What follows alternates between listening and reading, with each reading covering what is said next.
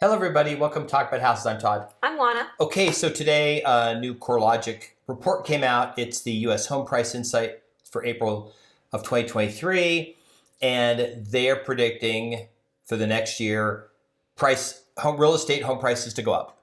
Right. So we are not cheerleaders for buying homes or for homes going up or going down in value. We're just reporting the facts. So let's go with the facts. Okay. So we'll start with the first little kind of bullet point. According to the Corelogic Home Price Insight, which indicates home price trends, the U.S. housing market's bottomed out. We called it in January. We called the bottom. People laughed at us. Oh no, the interest rates are going to go up, and they haven't bottomed out. They just leveling off. And then February numbers came out last month, and they had gone up January. So we literally called the bottom of the market. We did. On the 20th of January. Okay, after 7 months of decline, home prices saw 0.8% month-over-month increase in February. So that was different from the original thing, which was that they'd only gone up about 0.2%. But then, of course, the Zillow report came up and said they'd gone up 0.9% in March. So we'll find out in next month about March, okay? So remember, some of these numbers get revised because what they'll do is they'll take the public records, and sometimes public records are corrected or there's more information, and then the numbers get revised. So just because they come up with a number for last month doesn't mean that when we visit this again next month, the revised numbers will not have changed. Okay, what about the people? Let's talk about, these are indexes. Mm-hmm. How is an index different? Because people are going to go on Redfin, and they're just going to pull what Redfin says the median sales price in. Why is the median sales price not as good of an indicator as an index? Okay, so the median sales price is just looking at that number in the middle, which is fine, but it's not really considering the price per square foot, which that's really the money shot, right? That's where you understand really what's happening in the market, because it's not considering the mix of homes, it's considering just homes across the board, and that's a better indicator of what values are doing. And the thing we saw in Vegas, the price declined so much, it actually went down through a whole 3%, if that. But that was based on the high-end homes stopped selling. Mm-hmm. So more lower-end homes sell, even though they're not selling for much less in price, but because lower-end homes are selling more, it changes the mix. Just like if more higher-end homes sell, mm-hmm. home prices tend to appear to be going up. Right. So home prices across the U.S. are 4.3 year-over-year increase, and Corelogic estimates home prices would increase by 3.7% in February 2024 over February of 2023. They're predicting prices to go up. We did another one where they were predicting one was predicting a January increase, and the other predicted a December increase. Mm-hmm. So we've had three that have all predicted increases. Yes. The states with the highest year-over-year increase were Florida, 11.3, Maine, and South Carolina were all like about 10%. Right.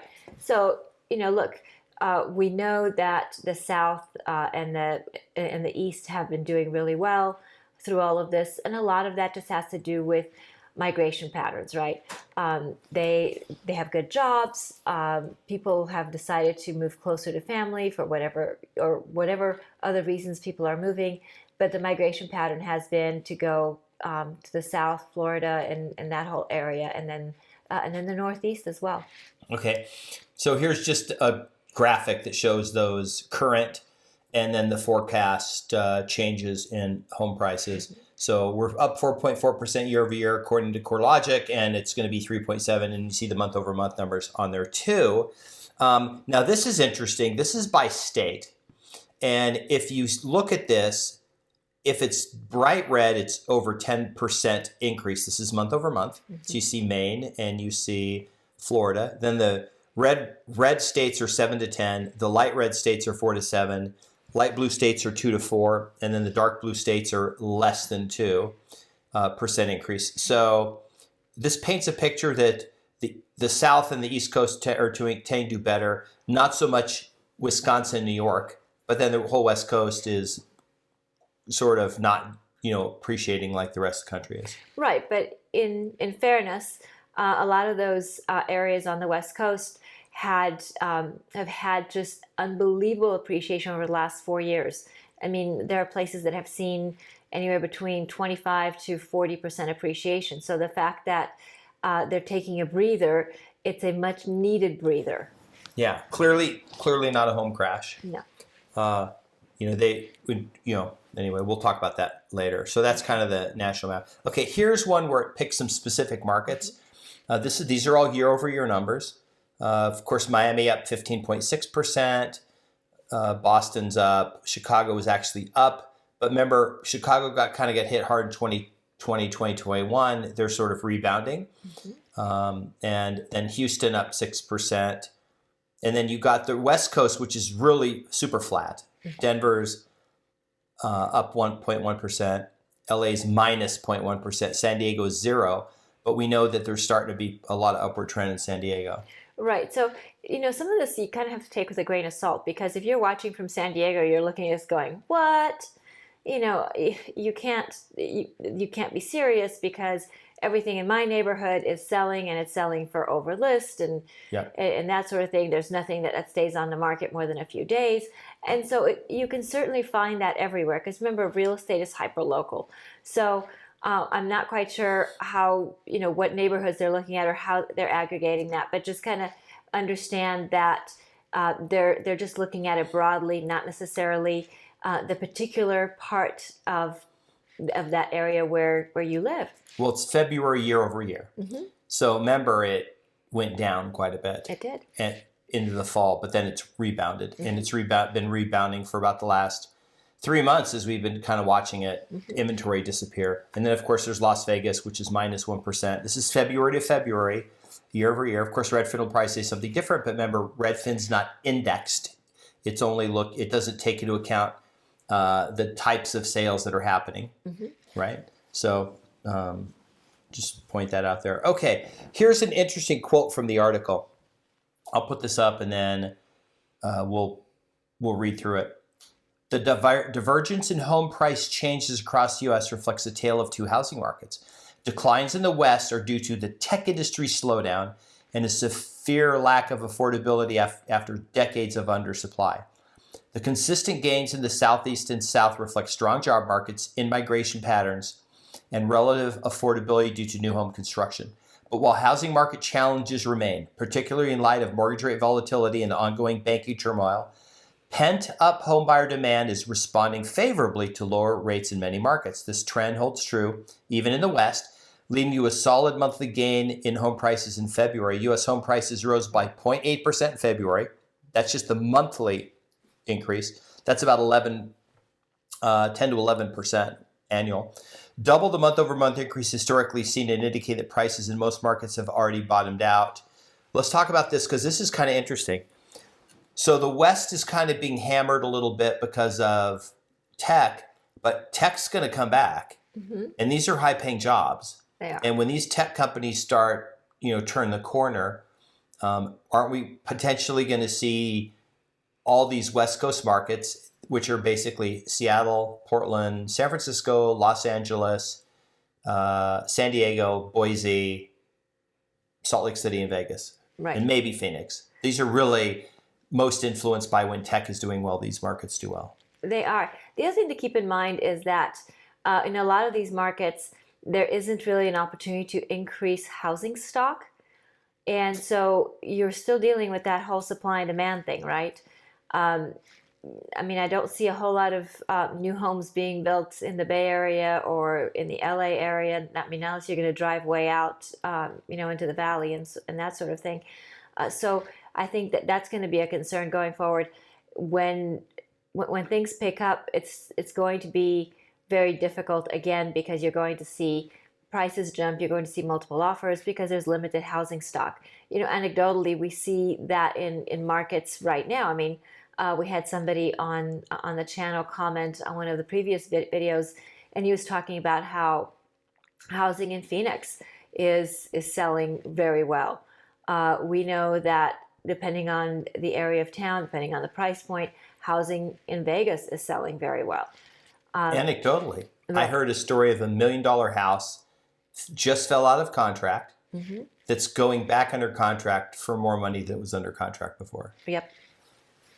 So I heard about it from the broker. Yes. Yes. So, I mean, so it does happen. Now, does that reflect everybody's property? Of course not. But it does give you kind of an idea that the numbers don't tell the whole story. Anecdotally, there was another house, well Okay. over $1 million, Uh-huh. that fell out, Okay. that came back under contract, and I happen to know the seller. Oh.